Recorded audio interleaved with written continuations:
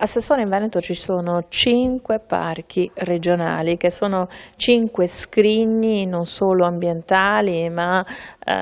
patrimonio, potremmo dire, davvero da visitare e da valorizzare. C'è una legge regionale, un aggiornamento fatto nel 2018 proprio che va in questa direzione.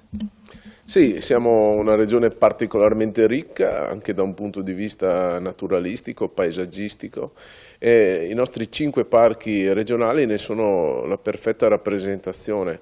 Circa 90.000 ettari di aree protette in tutta la regione, distribuiti per tutto il territorio, si va dal delta del Po fino alle Dolomiti d'Ampezzo, passando per il parco del fiume Sile, il parco dei Colli Euganei e il parco della Lessinia. Quindi dei paesaggi tra loro molto diversi e che rappresentano la varietà di quello che si può trovare in una regione come il Veneto, nella quale facendo poche decine di chilometri si riescono ad ammirare dei paesaggi tra loro completamente diversi. Una ricchezza data dal punto di vista della biodiversità, della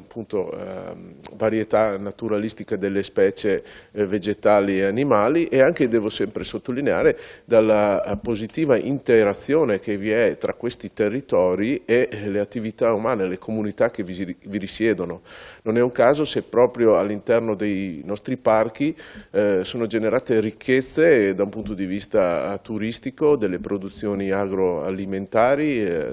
delle produzioni anche da un punto di vista di tutta l'enogastronomia e che possono rappresentare quindi un ulteriore elemento di ricchezza e di capacità attrattiva. La nostra legge ha voluto sottolineare questi aspetti. Pertanto interpretando i nostri parchi non solo come luoghi di tutela e di conservazione di una natura bellissima, ma anche come un motore di sviluppo dei territori. Una legge che ha avuto una gestazione anche un po' complicata perché mettere insieme salvaguardia dell'ambiente e opportunità, antropizzazione, quindi anche sviluppo di questi territori non è stato facile. Questa legge come è riuscita a trovare l'equilibrio? Qual è l'elemento che la caratterizza? Beh, diciamo, abbiamo voluto interpretare quello che è il buon senso che le nostre genti hanno sempre applicato nella conservazione del loro territorio e nella gestione del territorio.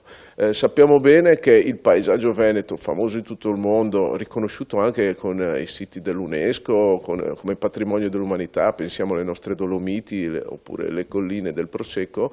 non sono altro che il risultato dell'interazione sana, positiva dell'uomo, delle sue attività, in particolar modo quelle legate al mondo del primario, con un territorio, quindi un territorio che viene attraverso il lavoro dell'uomo valorizzato, custodito e conservato. Questa pensiamo sia la carta vincente dell'elemento su cui abbiamo voluto fare leva anche nella nostra legge, perché laddove le comunità si sentono protagoniste, anche i parchi insistenti in questi territori sono sentiti come una parte viva e trovano una popolazione partecipe che vedono nel parco una grande opportunità di promozione dei territori e di valorizzazione di ciò che viene prodotto su quei territori. Pensiamo, faccio un esempio, ai nostri Colli Euganei dove vi sono delle produzioni da un punto di vista dei vini che sono di prima qualità, pensiamo al delta del Po dove abbiamo delle produzioni in termini di riso, in termini di molluschicoltura, abbiamo la vongola oppure la cozza di oppio oppure le ostriche, ma questo vale per tutto il nostro territorio, quindi il parco è parte di una comunità e la comunità deve sentirsi appunto protagonista. E la Regione Veneto per sostenere la comunità protagonista di queste aree, ma anche per offrire un'occasione di visita ed esperienza in questi territori, ha avviato la campagna Veneto Naturale. In che cosa consiste? Beh, troppo spesso vi è il pensiero diffuso che quando si parla di Veneto si parla di impresa, di imprenditoria, sicuramente di aspetti che sono caratterizzanti anche il carattere dei veneti, sempre la capacità di guardare con grande forza allo sviluppo. Bene, vi è anche un Veneto naturale, un Veneto fatto appunto dai nostri parchi, dai nostri territori, che deve essere conosciuto, quindi il messaggio che vogliamo dare è: guardate che il Veneto è bellissimo, è fatto anche di territori che hanno mantenuto la loro naturalità, che sono aree protette, all'interno dei quali vi è la possibilità di vivere il Veneto in un modo diverso, anche attraverso la visitazione e la fruizione di questi territori e attraverso la possibilità di conoscere tutto ciò che in questi territori viene prodotto e realizzato. E quindi un Veneto naturale è un Veneto da scoprire. Una comunicazione, una campagna di comunicazione che però punta anche ai nuovi linguaggi. Infatti ci sono degli spot, chiamiamoli così, delle gag fatte da comici, Marco e Pippo, ma c'è anche un coinvolgimento diretto attraverso un concorso dove ci sono freschi 5 premiati, un concorso fotografico. Quanto è importante avviare appunto un linguaggio rivolto anche ai giovani e attraverso i canali di comunicazione dei giovani? Abbiamo voluto utilizzare questo messaggio perché spesso i giovani sono i più sensibili rispetto ai temi ambientali e probabilmente possono essere anche all'interno di una famiglia quell'elemento che può stimolare anche la conoscenza di luoghi che magari sono vicini a noi e che non abbiamo per mille motivi mai avuto la possibilità di visitare. Ragione per cui utilizzare le piattaforme social oppure la possibilità di avere dei comici come Marco e Pippo come testimonial è per noi modo di superare quello che è un linguaggio solamente tecnico, solamente legato a tematiche ambientali, che potrebbe non essere appetibile per tutti. Ecco. Quindi per noi è stata una bella soddisfazione vedere anche il ritorno che c'è stato, perché tutte le nostre piattaforme social hanno avuto una grande partecipazione, una grande interazione e quindi siamo certi che questa sia una strada su cui dover continuare. Parchi che sono 5 parchi regionali, abbiamo detto prima anche della gestazione che c'è stata per non solo raggiungere una legge che mettesse in equilibrio salvaguardia ambientale e sviluppo economico di questi territori, ma anche una legge che fa rete tra i vari parchi, cioè in cui c'è quasi un percorso naturale nella Regione Veneto. Questo sicuramente è un elemento necessario per dare più forza alla comunicazione, perché ogni parco poi ha la sua gestione, ha la sua comunicazione, i suoi siti, eccetera, però dare una comunicazione unitaria di tutti i 5 parchi, quindi facendo un ideale viaggio in tutta la nostra regione e promuovere come un pacchetto unitario questa proposta, questa offerta, dà maggiore peso sicuramente e rende anche l'idea di quelle che sono le tante opportunità che ci sono nel nostro territorio, mettendo sempre al centro l'uomo, al centro di un territorio meraviglioso. Quindi questo è il messaggio che abbiamo voluto comunicare e questo progetto, diciamo, è un po' un progetto apripista in questo senso. Un segmento turistico da promuovere non solo in Veneto ma anche in Italia e anche all'estero. Sempre più richiesto, soprattutto dopo la pandemia che ci ha visti anche fare delle riflessioni su nuove modalità di turismo, meno legate al turismo di massa, ma più anche alla possibilità di fruire degli spazi aperti, della natura, dell'ambiente, in un contesto quindi che si presta anche a scoprire aspetti che non sempre sono stati approfonditi, luoghi turistici nuovi che noi prima non pensavamo di poter offrire in un pacchetto turistico, che oggi invece rappresentano una punta di diamante. Lei, Assessore, come frequenta questi parchi? Non le chiedo qual è il parco di riferimento perché deve essere super partes, ma come li frequenta? Qual è l'elemento che più lo attrae di queste oasi naturali? Io naturalmente come polesano conoscevo già molto bene il parco del Delta del Po, ma nell'ambito del mio lavoro ho avuto l'opportunità da Veneto di conoscere anche gli altri parchi che sono meravigliosi, vicini a casa nostra, e quindi tante volte ho avuto anche l'opportunità di dire ad amici, parenti: andate a visitare, anziché fare tanti chilometri, i nostri parchi, troverete degli scrigni meravigliosi. Dal mio punto di vista sono una buona forchetta, quindi il mio metro di misurazione del valore del viaggio è dato anche dal poter andare nei luoghi a ricercare piatti tipici, tradizioni, produzioni particolari, e penso che sia quindi un filo conduttore piacevole che unisce alla natura ciò che di bello e buono e importante riescono a fare le genti che sono in quei territori. Perché poi c'è anche da aggiungere, con questo concludiamo, che i parchi regionali del Veneto sono in tutte le situazioni, dalla montagna al mare, alla collina, al lago. Sì, hanno la capacità di rappresentare l'insieme di tutta la nostra regione, che è la regione più ricca d'Italia in termini di varietà di paesaggi, biodiversità e capacità anche di offrire eccellenze tra di loro diverse, perché naturalmente è nelle corde dei veneti unire sempre alla bellezza anche l'utilità del lavoro e quindi ciò che sappiamo produrre e fare. Quindi direi che i nostri parchi sono il nostro primo biglietto da visita per fare un bel viaggio in tutto il Veneto. Un coordinamento, quello della Regione, che sta dando i frutti sia dal punto di vista del pubblico che di chi vive i parchi e chi ci lavora nei parchi? Hanno fatto un grande lavoro, quindi va anche sottolineato un merito di chi si è trovato a gestire i parchi e li dovrà gestire nel futuro. C'è una sensibilità diversa anche delle persone, della gente. Un tempo pensate che venivano bloccate le strade per protestare contro l'istituzione dei parchi, oggi invece vengono richiesti dalle comunità stesse questi parchi, perché? Perché sono parchi costruiti con una logica diversa, non una logica di tutela, di vincoli, di impossibilità poi di lavorare, ma sono parchi che devono proprio spingere ad uno sviluppo diverso, quello che è chiamato sviluppo sostenibile, promuovendo delle produzioni che già ci sono ma che col fatto di essere all'interno di un parco acquisiscono un valore aggiunto che altrimenti non avrebbero, e questo è un piccolo grande segno di cambiamento. Un esempio di transizione ecologica già avvenuta? A me non piace questo termine transizione ecologica, secondo me bisogna parlare del sano e buon senso delle nostre genti che hanno sempre interpretato correttamente, che negli ultimi decenni con questo sviluppo vorticoso forse ha portato a delle situazioni di criticità e di cui invece noi vogliamo riappropriarci. Torniamo a fare quello che facevano i nostri nonni e le genti che ci hanno preceduto per lasciare un ambiente pulito, sano, naturale anche alle generazioni future. In questi parchi regionali non è che lei prima accennava al fatto che si possono fare anche delle degustazioni, scoprire sapori, apprezzare l'ambiente, ma sappiamo sempre di più che quando ci si muove in mezzo alla natura si fa anche movimento e quindi c'è sport e cultura abbinata in queste aree.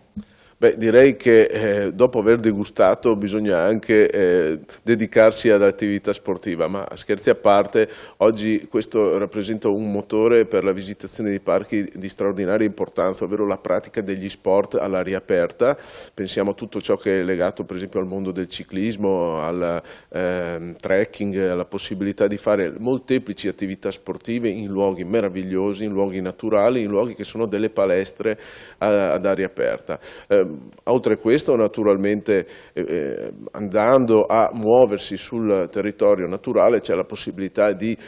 fruire anche di quelli che sono i beni monumentali che sono diffusi in tutta la nostra regione e anche in particolar modo nei nostri parchi. Pensiamo a quel percorso che può unire le nostre 3.900 ville venete, molte delle quali sono all'interno dei parchi e molte delle quali sono già attrezzate per offrire dei servizi ai turisti che possono quindi trovare non solo luoghi di ristoro ma anche luoghi dove poter conoscere la storia e la cultura di quei territori. Quindi direi che il filo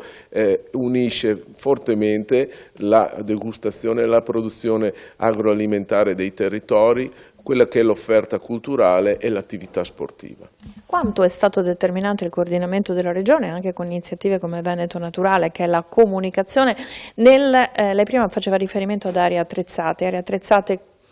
per quanto riguarda le ville, quindi l'accesso ai beni culturali, ma anche percorsi attrezzati per praticare i vari sport, dall'equitazione alla bicicletta e molti altri. Quanto appunto è stato questo elemento unificante un volano proprio per delle specializzazioni? Beh, basta pensare alla varietà di attività che si possono praticare. Andiamo dalle nostre Dolomiti 3200 metri di altitudine fino al delta del Po, dove si può praticare anche una serie di sport in acqua, compresa anche la pesca per chi volesse. Ecco, quindi occorre un forte coordinamento per questa offerta così ricca, questa offerta che comprende sport, cultura e produzioni enogastronomiche, e questa ricchezza è per noi un impegno di un grande lavoro, quindi è determinante il coordinamento dell'offerta e la comunicazione di ciò che si può fare in quel determinato luogo. Assessore, come mai questa campagna di sostegno, di invito ad andare al cinema per gli under 35, quindi la necessità di tornare nelle sale? Beh, sappiamo bene quanto difficile sia stato superare il momento legato alla pandemia, in particolar modo per tutte quelle attività che riguardano la socialità come quelle del cinema.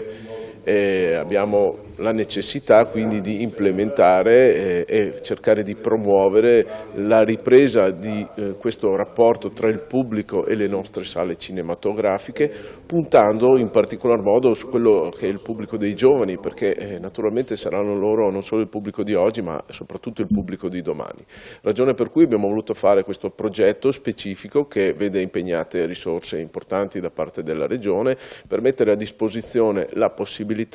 di frequentare e di visionare 5 film, un abbonamento che durerà 5 mesi e che vedrà coinvolte le sale convenzionate, insieme naturalmente a quello che è stata la collaborazione con le associazioni di categoria, con l'Agis. Pertanto ai nostri giovani verrà data una bella opportunità, quella di andare al cinema con un costo di 15 euro. Questo abbonamento comprende appunto la possibilità di vedere 5 film e durerà 5 mesi nelle sale convenzionate che sono distribuite su tutta la nostra regione e tutte le province partecipano. Pensiamo sia un bel modo per dare un segnale di ripartenza, di ripresa e di fiducia nel futuro per il settore cinematografico, per le nostre sale cinematografiche. E anche un messaggio di approccio culturale, perché è inevitabile, ormai abbiamo visto anche alla Mostra del Cinema, sono stati presentati molti film che poi vengono fruiti attraverso le piattaforme, e senza demonizzare le piattaforme, però forse è un modo questa iniziativa anche per ricordare che le due fruizioni del film possono coesistere. Insomma, il fascino di una sala del grande schermo credo che sia un fascino intramontabile, probabilmente gli adulti ne sono più consapevoli dei giovani. Beh, penso che le emozioni che vengono regalate dalla visione di un film in una sala cinematografica siano uniche, indimenticabili e rappresentino anche quell'elemento che rende il cinema un'arte con un fascino che non ha pari. Ragione per cui il cinema deve essere interpretato veramente come un luogo di produzione culturale, di socialità, e pensiamo che sia un patrimonio per tutti noi conservare anche la fruizione del cinema nelle sale cinematografiche. Tutti noi conosciamo bene l'utilizzo delle piattaforme, ma non è proprio la stessa cosa. Ragione per cui pensiamo che questo progetto faccia bene non solo al settore cinematografico, ma rappresenti un valore a tutta la nostra comunità. Andare al cinema è anche una forma di presidio del territorio? Certo, è una forma di stare insieme, è una forma per uscire di casa, per costruire legami, rapporti, socialità, per anche dare il senso di una ritualità che non si deve perdere, ovvero il senso dell'importanza di andare al cinema, il fatto di alzarsi dal proprio divano e frequentare una sala cinematografica, direi che è un grande atto di partecipazione. C'è questa iniziativa, insomma, per riavvicinare i giovani alle sale, perché indubbiamente non è i film li guardano, ma li guardano nei telefonini o nelle piattaforme. Sì, i giovani sono quella fascia di pubblico potenziale che non solo è ancora distante dalle sale, ma che non ha chiaro quale sia l'esatta magia del cinema e che probabilmente non ha avuto il tempo di affezionarsi alla sala per quello che dà in termini di emozione e di visione condivisa, e quindi è un modo per riavvicinarli alla sala e fargli anche scoprire la bellezza della visione in sala, perché appunto loro sono quelli che fruiscono del cinema nel modo peggiore, perché attraverso i cellulari o attraverso i tablet o i computer a casa, ecco. Quindi l'importante è anche educarli non solo al linguaggio cinematografico ma alla visione in sala. Però c'è un dato oggettivo che non riguarda soltanto i giovani, cioè si va molto meno al cinema, il Covid sicuramente ha accelerato questo depauperamento in sala, una crisi che nasce dove e come state cercando di arginarla? Di fondo c'è un cambio di abitudini. Ecco, probabilmente la pandemia ha fatto conoscere questa fruizione alternativa al pubblico, che adesso il pubblico si trova a trovare comoda ed economica, quindi queste due cose vanno tenute in considerazione. Per cui il lavoro da fare è molto e dobbiamo assolutamente ripartire da una offerta di qualità, quindi il pubblico deve tornare nelle nostre sale, apprezzare la visione ed apprezzare anche il prodotto che gli viene offerto. A proposito di prodotto, forse questo è un altro neo, perché i prodotti, diciamo così, le prime visioni ormai sono quasi ad appannaggio di alcune piattaforme, non arrivano neanche in sala. Anche questo è un elemento che può creare, oppure c'è un legame, voi gestori delle sale, con la distribuzione delle prime visioni? No, non è corretto, c'è ottimo prodotto, è proprio la risposta del pubblico che manca, perché abbiamo visto che comunque al Festival di Venezia, il Festival di Venezia è stata una vetrina ricca di titoli e tutti molto interessanti, nelle sale i film ci sono e quindi non credo che sia un problema di qualità. La sala è assolutamente concorrenziale con la proposta delle piattaforme, anzi. E quindi si tratta proprio soltanto di invertire una tendenza e scardinare queste persone dal divano di casa loro e portarli in sala. Siete di fronte alla necessità di creare un'azione da nuovo Cinema Paradiso, mi verrebbe da dire, cioè ricreare la magia del cinema, ma soprattutto la cultura di questa magia. Non c'è dubbio, perché se vogliamo tentare di riportare gli spettatori in sala al livello del 2019, non sarà sufficiente solo far leva sul prezzo e sul prodotto, vanno proprio adottati nuovi strumenti per comunicare in profondità e ricordare che la fruizione di un prodotto come il film destinato prioritariamente alla sala cinematografica si può godere solo all'interno di un cinema. Siete però quasi costretti a creare degli eventi intorno, quello che una volta erano i popcorn, che era un corollario, oggi deve esserci qualcosa, una spinta, un evento, no? Quindi quasi essere partecipi, non più di qualcosa che uno fruisce quasi in solitaria o con gli amici, ma di essere partecipi di un evento, e forse questa visibilità che cerca il pubblico.